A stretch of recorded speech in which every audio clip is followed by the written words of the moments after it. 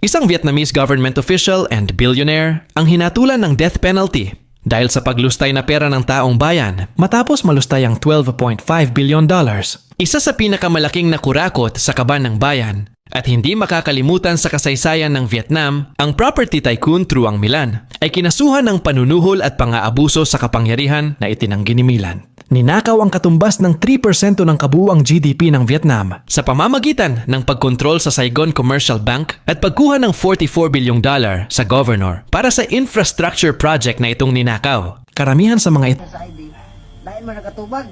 Ano daw niya, niya ang kanyari sa Davao daw, trabaho.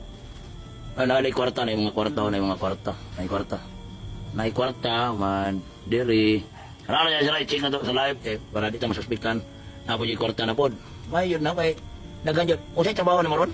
Builder ko na, ilan ni Naldo, apon, let's point. Yan na.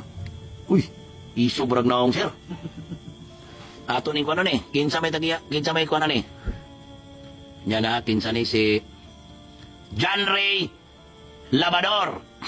Mga kapuso, andito tayo ngayon sa Davao River Bridge o Bukana Bridge.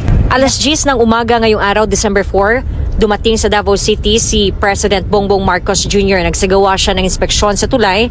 Kasama niya sina DPWH Secretary Vince Dizon, Special Assistant to the President Anton Lagdameo, Mindanao Development Authority Secretary Leo Magno, at Davao del Norte 2nd District Representative J.M.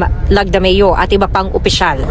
It's a 1.3 kilometer bridge. Kasama ito sa buong bypass na ginagawa around the Davao City. At ito Ayun na. Ayun lang tanduga. Libot ang malibo. Ha? Libot ang Sabira. Kato ng guan ba? Nangamatay ba?